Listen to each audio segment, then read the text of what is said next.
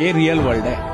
यहाँ पे यार माँ चिंता करेगी भाई, इतने तकलीफ और दर्द के बाद तुम्हें पैदा किया उन्होंने। ये मूवी वाली माँ थोड़ी ना है कि करण अर्जुन सामने मर गया फिर भी उम्मीद में बैठी है आएंगे और वो आ जाते हैं। भाई वो मूवी है, यहाँ करण अर्जुन गया तो दोबारा नहीं आना।